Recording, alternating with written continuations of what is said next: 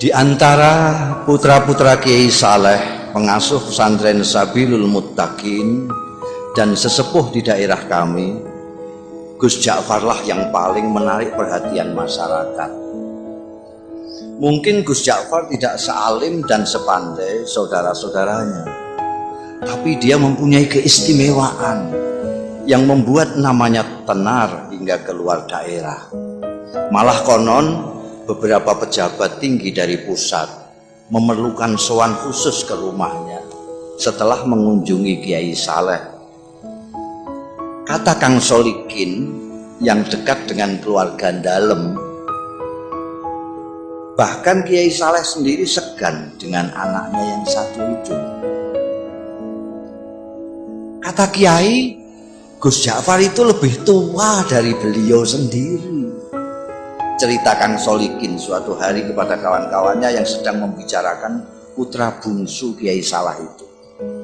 Saya sendiri tak paham apa maksudnya kok anaknya lebih tua dari beliau itu. Tapi Gus Ja'far memang luar biasa, kata Mas Bambang, pegawai Pemda yang sering mengikuti pengajian subuh Kiai Saleh. Matanya itu loh, sekilas saja beliau melihat kening orang, kok langsung bisa melihat rahasianya yang tersembunyi. Kalian ingat enggak Sumini yang anak penjual rujak di terminal lama, yang dijuluki perawan tua itu? Sebelum dilamar orang Sabrang kan ketemu Gus Ja'far. Waktu itu Gus Ja'far bilang, "Sum, kulihat kok keningmu kok bersinar, sudah ada yang ngelamar ya?" Duh, tak lama kemudian orang Sabrang itu datang melamar Sumini. Kang Kandar kan juga begitu, timpal Mas Guru Slamet. Kalian kan mendengar sendiri ketika Gus Ja'far bilang kepada tukang kebun SD 4 itu, "Kang, saya lihat hidung sampean kok sudah bengkok, sudah capek menghirup napas ya?" Loh, ternyata besoknya Kang Kandar meninggal.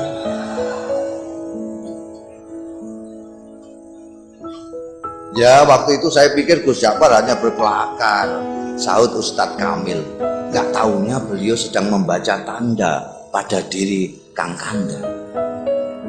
Saya malah mengalami sendiri, kata Lek Salamun pemborong yang dari tadi sudah kepengin ikut bicara. Waktu itu tak ada hujan, tak ada angin. Gus Ja'far bilang pada saya, "Wah, saku sampean kok mondol-mondol dapat proyek besar ya?" Padahal saat itu saku saya justru sedang kempes-kempesnya. Dan percaya atau tidak, esok harinya saya memenangkan tender yang diselenggarakan Pemda tingkat provinsi. Apa yang begitu itu yang disebut ilmu kasab ya? Tanya Pak Carik yang sejak tadi hanya asik mendengarkan. Mungkin saja, jawab Ustadz Kamil. Makanya saya justru takut ketemu Gus Ja'far, takut dibaca tanda-tanda buruk saya. Lalu pikiran saya terganggu. Maka ketika kemudian sikap Gus Ja'far berubah, masyarakat pun geger, terutama para santri kalong, orang-orang kampung yang ikut mengaji tapi tidak tinggal di pesantren seperti Kang Solikin yang selama ini merasa dekat dengan beliau. Mula-mula Gus Ja'far menghilang berminggu-minggu. Kemudian ketika kembali, tahu-tahu sikapnya berubah menjadi manusia biasa. Dia sama sekali berhenti dan tak mau lagi membaca tanda-tanda, tak mau lagi memberikan isyarat-isyarat yang berbau ramalan. Ringkas kata, dia benar-benar kehilangan keistimewaannya. Jangan-jangan ilmu beliau hilang pada saat beliau menghilang itu. Komentar Mas Guru Slamet penuh penyesalan. Wah, sayang sekali. Apa gerangan yang terjadi pada beliau ya? Kemana beliau pergi saat menghilang pun kita tidak tahu, kata Lek Salamun. Kalau saja kita tahu kemana beliau pergi, mungkin kita akan mengetahui apa yang terjadi pada beliau dan mengapa beliau kemudian berubah. Tapi bagaimanapun ini ada hikmahnya. ujar Ustadz Kamil. Paling tidak kini kita tidak bisa setiap saat menemui Gus Ja'far tanpa merasa deg-degan dan was-was. Bisa mengikuti pengajiannya dengan niat tulus mencari ilmu, tidak takut ditebak-tebak. Maka jika kita ingin mengetahui apa yang terjadi dengan Gus kita ini hingga sikapnya berubah dan ilmunya hilang, sebaiknya kita langsung saja menemui beliau.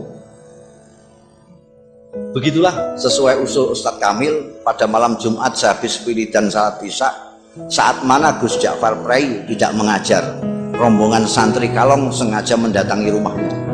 Kali ini hampir semua anggota rombongan merasakan keakraban Gus Ja'far jauh melebihi yang sudah-sudah.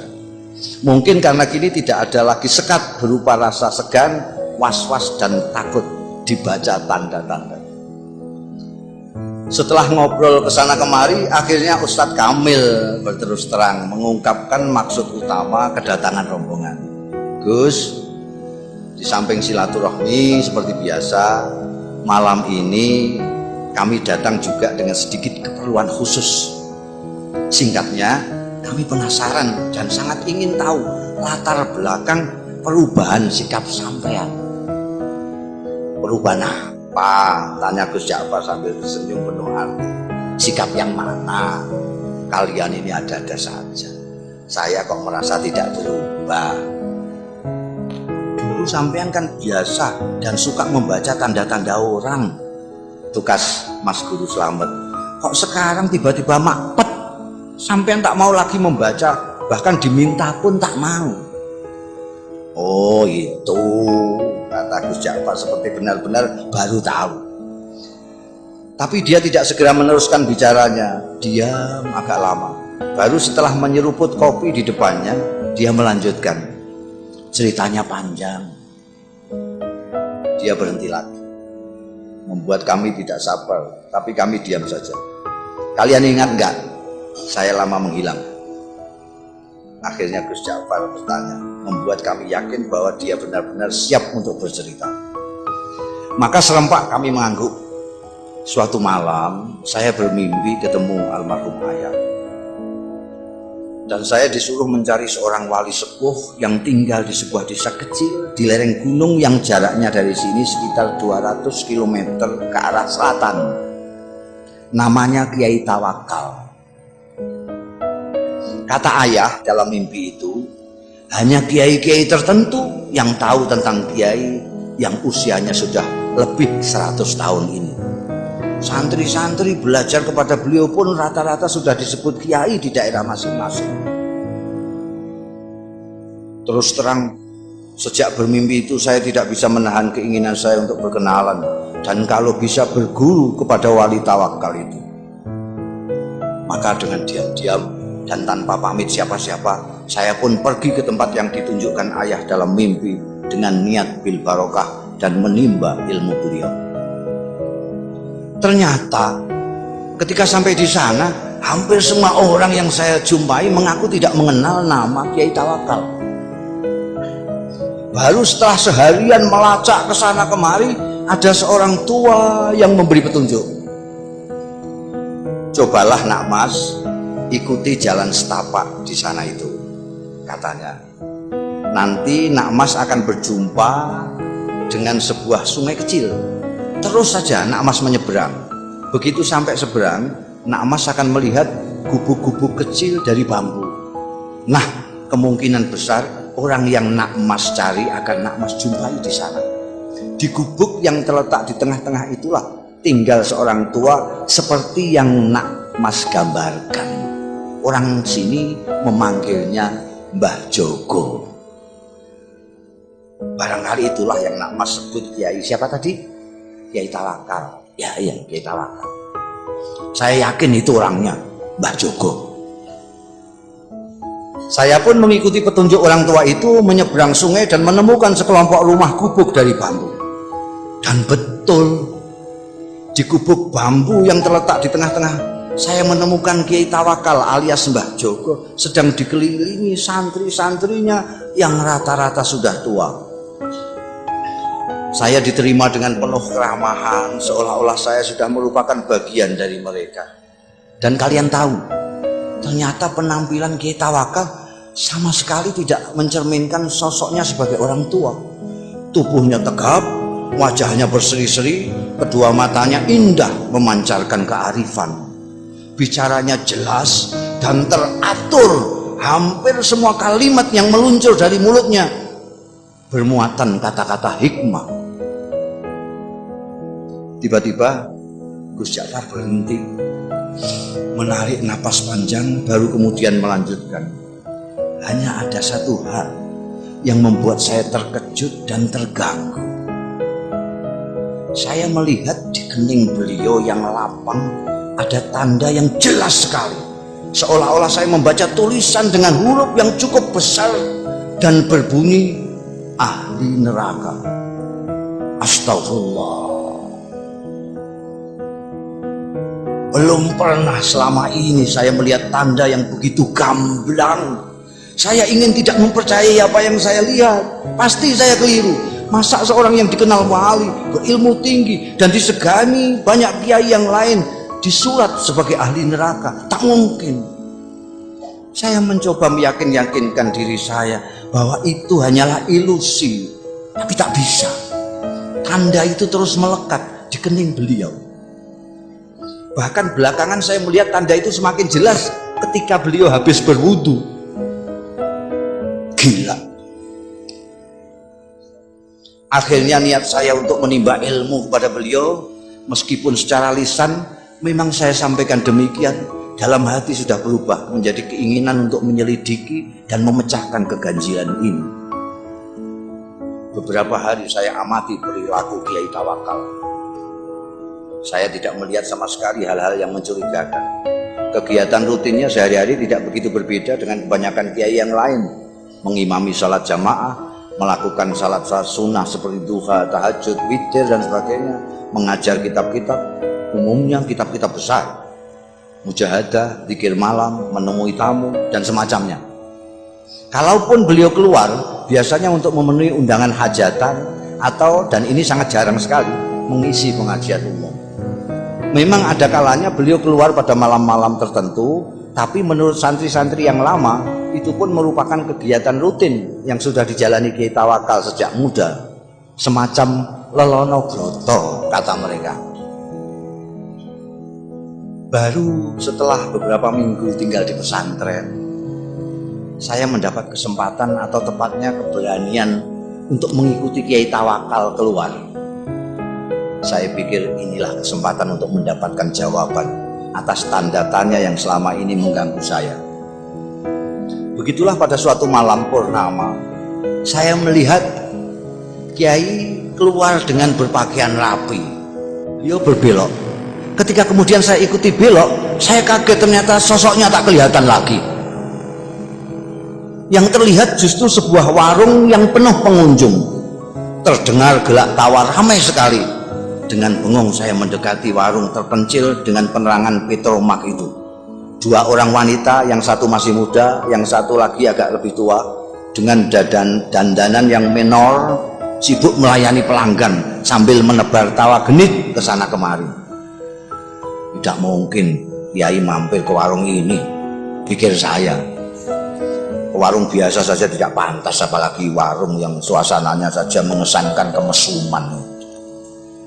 Mas Ja'far, tiba-tiba saya dikagetkan oleh suara yang tak asing di telinga saya, memanggil-manggil nama saya. Masya Allah, saya hampir tidak mempercayai pendengaran dan penglihatan saya. Memang betul, mata saya melihat Kiai Tawakal melambaikan tangan dari dalam warung. Dengan kikuk dan pikiran tak karuan, saya pun terpaksa masuk dan menghampiri Kiai saya yang duduk santai di pojok. Warung penuh dengan asap rokok. Kedua wanita menor menyambut saya dengan senyum penuh arti. Kiai Tawakal menyuruh orang di sampingnya untuk bergeser. Kasih kawan saya ini tempat sedikit. Lalu kepada orang-orang yang ada di warung, Kiai memperkenalkan saya. Katanya, ini kawan saya, dia baru datang dari daerah yang cukup jauh, cari pengalaman katanya. Mereka yang duduk dekat serta-merta mengulurkan tangan, menjabat tangan saya dengan ramah. sementara yang jauh melambaikan tangan. Saya masih belum sepenuhnya menguasai diri, masih seperti dalam mimpi. Ketika tiba-tiba saya dengar Kiai menawari, "Minum kopi ya." Saya mengangguk asal mengangguk. "Kopi satu lagi yuk," kata Kiai kepada wanita warung sambil mendorong piring jajan ke dekat saya. "Silakan, ini namanya Rondo Royal, tape goreng kebanggaan warung ini." Lagi-lagi saya hanya mengangguk kepala asal mengangguk. Kiai Tawakal kemudian asik kembali dengan kawan-kawannya dan membiarkan saya bengong sendiri. Saya masih tak habis pikir, bagaimana mungkin Kiai Tawakal yang terkenal waliullah dan dihormati para kiai lain bisa berada di sini, akrab dengan orang-orang beginian, bercanda dengan wanita warung. Inikah yang disebut Lelono Broto? Ataukah ini merupakan dunia lain beliau yang sengaja disembunyikan dari umatnya? Tiba-tiba saya seperti mendapat jawaban dari tanda tanya yang selama ini mengganggu saya, dan karenanya saya bersusah payah mengikutinya malam ini. Oh, pantas di keningnya aku lihat tanda itu. Tiba-tiba sikap dan pandangan saya terhadap beliau berubah. "Mas, sudah larut malam." Tiba-tiba suara Kiai Tawakal membuyarkan lamunan saya. "Kita pulang yuk." Dan tanpa menunggu jawaban saya, Kiai membayari minuman dan makanan kami, berdiri, melambai kepada semua, kemudian keluar. Seperti kerbau dicocok hidung, saya pun mengikutinya. Ternyata setelah melewati kebun sengon, Kiai Tawakal tidak menyusuri jalan-jalan yang tadi kami lewati. "Biar cepat, kita mengambil jalan pintas saja ya," katanya. Kami melewati pematang, lalu menerobos hutan, dan akhirnya sampai di sebuah sungai. Dan sekali lagi saya menyaksikan kejadian yang mengguncangkan. Kiai Tawakal berjalan di atas permukaan air sungai seolah-olah di atas jalan biasa saja. Delonyor-delonyor. Sampai di seberang, beliau menoleh ke arah saya yang masih berdiri mematung. Beliau melambai, "Ayo," teriaknya. Untung saya bisa berenang. Saya pun kemudian berenang menyeberangi sungai yang cukup lebar. Sampai di seberang, ternyata Kiai Tawakal sudah duduk-duduk di bawah pohon randu alas menunggu. "Kita istirahat sebentar," katanya, tanpa menengok saya yang sibuk berpakaian. "Kita pasti punya waktu, insya Allah sebelum subuh kita sudah sampai pondok."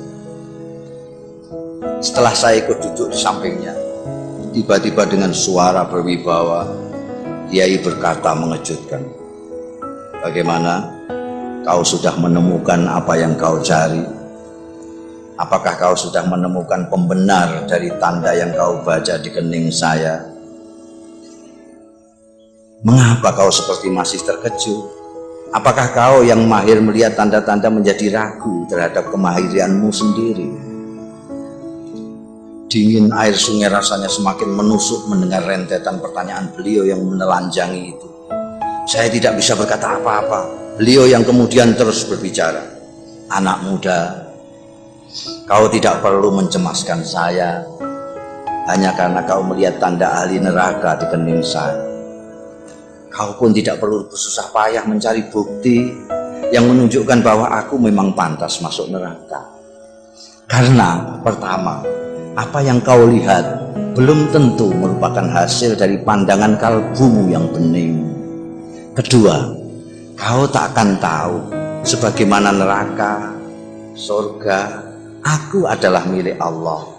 Maka terserah kehendaknya, apakah ia mau memasukkan diriku ke surga atau ke neraka. Untuk memasukkan hambanya ke surga atau neraka, sebenarnya lah ia tidak memerlukan alasan. Sebagai kiai, apakah kau berani menjamin amalmu pasti mengantarkanmu ke surga kelak? Atau kau berani mengatakan bahwa orang-orang di warung yang tadi kau pandang sebelah mata itu pasti masuk neraka? Kita berbuat baik karena kita ingin dipandang baik olehnya. Kita ingin berdekat-dekat dengannya, tapi kita tidak berhak menuntut balasan kebaikan kita darinya. Mengapa? Karena kebaikan kita pun berasal darinya. Bukan begitu? Bukan begitu. Aku hanya bisa menunggu. Sementara Kiai Tawakal terus berbicara sambil menepuk-nepuk punggung saya. Kau harus lebih berhati-hati bila mendapat cobaan Allah berupa anugerah. Cobaan yang berupa anugerah tidak kalah gawatnya dibanding cobaan yang berupa penderitaan. Seperti mereka yang di warung tadi, kebanyakan mereka orang susah. Orang susah sulit kau bayangkan bersikap takabur atau ujub, atau sikap-sikap lain yang cenderung membesarkan diri sendiri. Berbeda dengan mereka yang mempunyai kemampuan dan kelebihan, godaan untuk takabur, sombong dan sebagainya itu datang setiap saat. Apalagi bila kemampuan dan kelebihan itu diakui oleh banyak pihak. Malam itu saya benar-benar merasa mendapatkan pemahaman dan pandangan baru dari apa yang selama ini sudah saya ketahui. Ayo kita pulang, tiba-tiba Kiai bangkit. Sebentar lagi subuh, setelah sembahyang subuh nanti kau boleh pulang. Saya tidak merasa diusir. Nyatanya memang saya sudah mendapat banyak dari Kiai luar biasa ini. Ketika saya ikut bangkit, saya celinguan. Kiai Tawakal sudah tak tampak lagi. Dengan bingung saya terus berjalan. Ku dengar azan subuh berkumandang dari sebuah surau, tapi bukan surau bambu kami. Seperti orang linglung, saya datangi surau itu dengan harapan bisa ketemu dan berjamaah saat subuh dengan Kiai Tawakal. Tapi jangankan Kiai Tawakal, orang yang mirip beliau pun tak ada. Tak seorang pun dari mereka yang berada di surau itu yang saya kenal. Baru setelah sembahyang, seseorang menghampiri saya. Apakah sampean Ja'far? Tanyanya. Ketika saya mengiyakan, orang itu pun menyerahkan sebuah bungkusan besar yang ternyata berisi barang-barang milik saya sendiri. Ini titipan Mbah Jogo, katanya milik sampean. Beliau di mana? Tanya saya buru-buru. Mana saya tahu, jawab. Mbah Jogo datang dan pergi semaunya. Tak ada seorang pun yang tahu dari mana beliau datang dan kemana beliau pergi. Begitulah cerita. Dan Kiai Tawakal alias Mbah Jogo yang telah berhasil mengubah sikap saya itu tetap merupakan misteri. Gus Ja'far sudah mengakhiri ceritanya, tapi kami yang dari tadi suntuk mendengarkan masih diam tercenung sampai Gus Ja'far kembali menawarkan sungguhannya.